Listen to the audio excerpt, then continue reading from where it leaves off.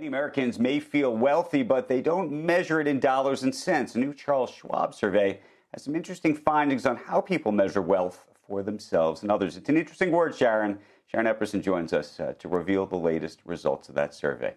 That's exactly right, Andrew. You know, what does it really mean to be rich? How much money does it take to be considered wealthy?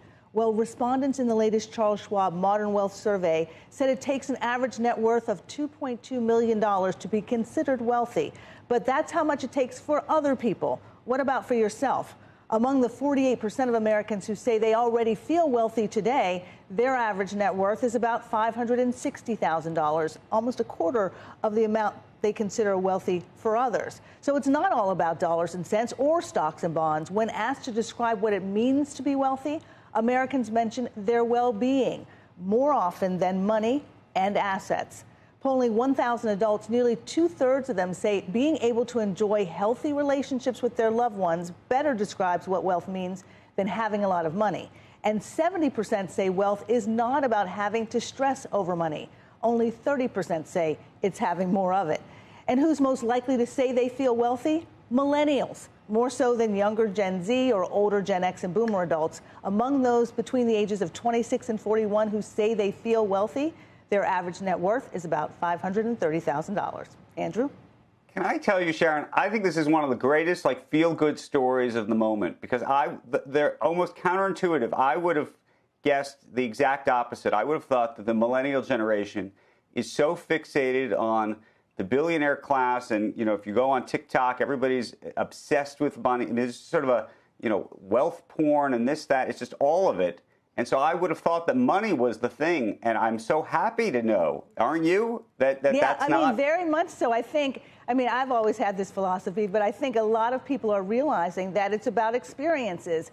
And the fact that so many people are looking at social media to kind of figure out what to do with everything in their life, including their money. I think they're looking at experiences and they're looking at relationships with people. And I think that's really important for many Americans today. But it is encouraging that a lot of millennials are thinking that way. Sharon, how much of this is a reflection of people reassessing things post-COVID, post-lockdowns, years lost, and just feeling like, hey, what I really want?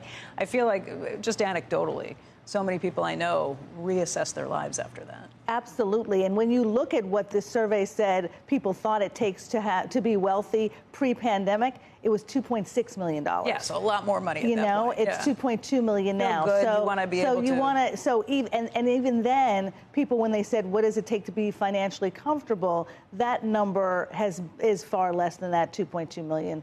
Or 2.6 million back when they asked that question. So it is interesting. I do think people have absolutely reassessed where they are, and they've had the time. And what matters. And what matters most. And what matters for everybody, it's always been about experiences. I mean, you don't see, you got what do you do? Sit in your house and say, wow, look at all the zeros in my savings. Look, it goes all the way out to here, and just sit there. And it's about what you can do comfortably and not run out of money. Yeah, but I think that stress question, it was a really great one, that, people just don't want to have to stress over money. If I'm not stressed about money, I feel very wealthy. Exactly. I feel totally rich.